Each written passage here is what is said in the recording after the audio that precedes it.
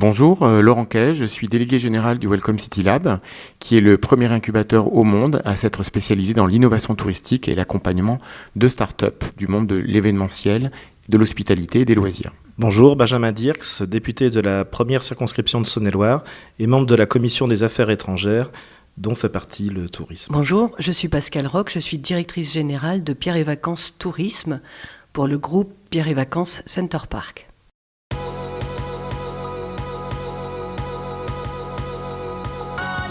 Le président de la République a fixé une feuille de route pour l'horizon 2020 qui est de 100 millions de touristes en France. Et parallèlement à cela, la France a obtenu l'organisation de nombreux grands événements sportifs internationaux, comme la Coupe du Monde de foot féminine en 2019, la Coupe du Monde de rugby 2023, bien sûr les Jeux Olympiques et Paralympiques de 2024, et puis la Ryder Cup, les Gay Games que nous aurons cette année, les championnats du monde de ski à Courchevel en 2023. Pour ces deux raisons, le Premier ministre a décidé de nous confier une mission avec Pascal Roch, Laurent Quay et Patrick Douceau, vice-président de l'Office de tourisme du Touquet. Mission sous l'égide de Laura Flessel et de Jean-Baptiste Lemoine, et mission visant à optimiser les retombées touristiques pour la France lors de ces grands événements sportifs.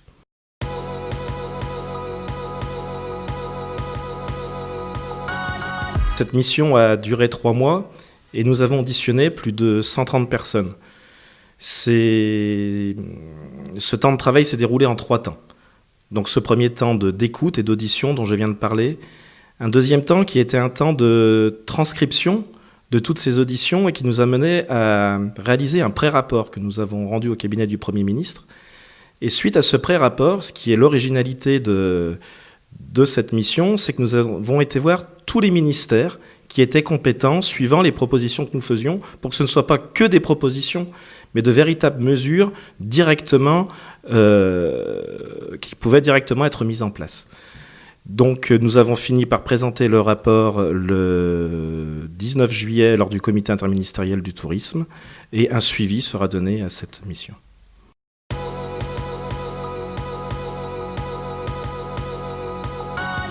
Pour faire bénéficier la France de tous ces grands événements sportifs internationaux, il faut tout d'abord s'appuyer sur une plateforme numérique globale, intégrée, notamment sur Data Tourisme, la plateforme de données libres de droit, de façon à ce que les opérateurs du tourisme puissent avoir des données libres d'accès, qu'ils puissent les exploiter et qu'ils puissent ensuite en faire ce qu'ils veulent, notamment des nouveaux services géolocalisés, bien précis, ou des packages touristiques.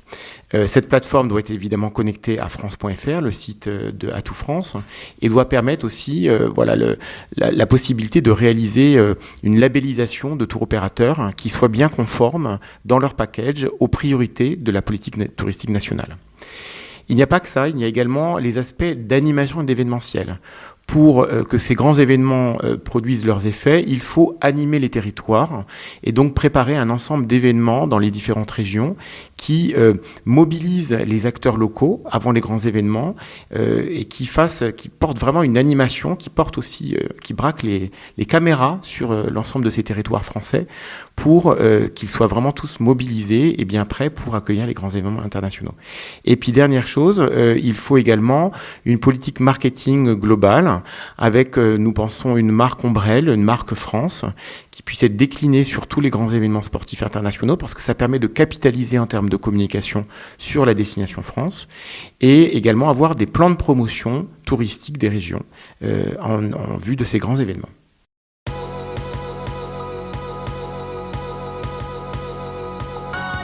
Alors pour faire travailler entre eux des professionnels du tourisme, effectivement, où il y a beaucoup de branches au-delà de l'hôtellerie et de la restauration, je pense au casino, au parc d'attractions. Donc c'est vrai qu'il faut faire travailler ensemble les gens, mais aussi les faire travailler indépendamment de leur métier d'origine, ce qui était un des challenges de cette mission, puisqu'on essayait de regrouper sport et tourisme. Et c'est vrai que ces grands événements sportifs internationaux qu'a rappelé M. Dirks tout à l'heure sont des événements qui ne pourront être un succès que si réellement, à la fois en amont, pendant et aussi après, les organismes et les sociétés à la fois du tourisme, mais aussi les entreprises organisant les événements sportifs, les collectivités ne travaillent pas ensemble sur toute la chaîne de la préparation et sur l'après, il n'y aura pas d'effet économique aussi puissant que ce qu'on pourrait espérer.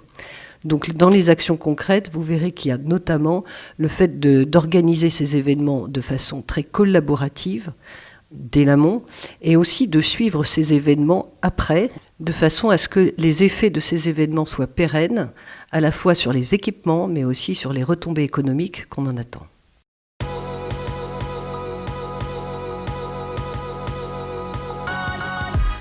Alors nous pensons que c'est justement le maintenant qu'il faut préparer ces grands événements sportifs internationaux parce que nous sommes plusieurs années en amont. Il y avait encore des manques, notamment en termes de préparation des professionnels, de rapprochement entre les mondes du tourisme et du sport. Et donc nous pensons que nous sommes dans le bon timing pour mettre en place des mesures qui vont permettre à ces grands événements de devenir des opportunités de retombées touristiques pour la France.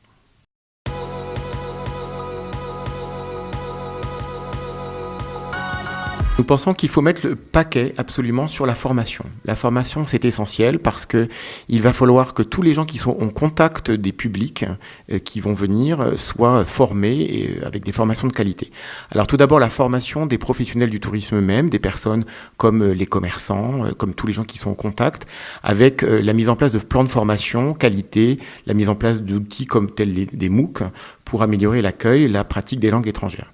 Et puis nous voulons également absolument que les entreprises soient impliquées dans la formation et qu'elles puissent intégrer dans leur plan de formation professionnelle des opportunités pour leurs salariés de se former et de participer aux grands événements en ayant une reconnaissance de leur implication grâce à des certificats de formation professionnelle reconnus par l'entreprise. Donc l'entreprise doit vraiment être un élément qui s'implique davantage dans la formation professionnelle pour ces grands événements.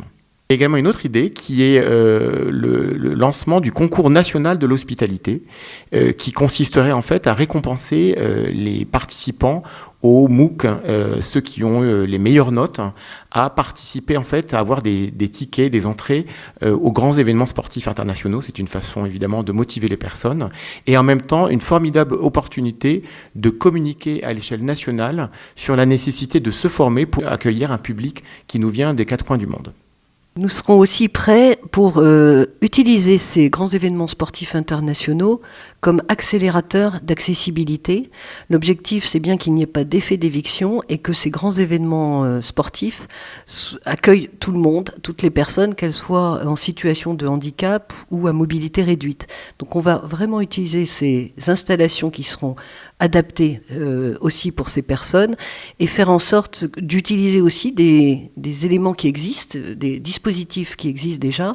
Et je pense notamment à Destination pour tous, qui permet de labelliser complètement un territoire pour en faire un territoire accessible à tous.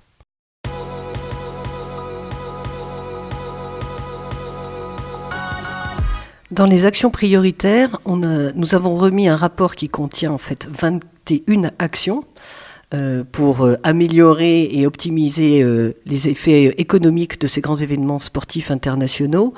Laurent en a cité plusieurs et je pense notamment à la formation. On a aussi mis en avant dans les actions presque premières à lancer un pass qui couplerait à la fois l'accès au stade et les transports et un pass culturel. Ça, c'était un élément important pour faire en sorte que justement les spectateurs restent plus longtemps. Et deuxième élément, on a fait aussi en sorte de coupler dès l'origine la billetterie avec des passes touristiques. Ça, c'est aussi une façon de faire découvrir d'autres territoires que certaines destinations qui sont presque survisitées et au contraire, profiter de ces grands événements pour faire découvrir des territoires nouveaux ou des objets des destinations un peu différentes de d'habitude. Et là, nous avons énormément d'exemples en tête.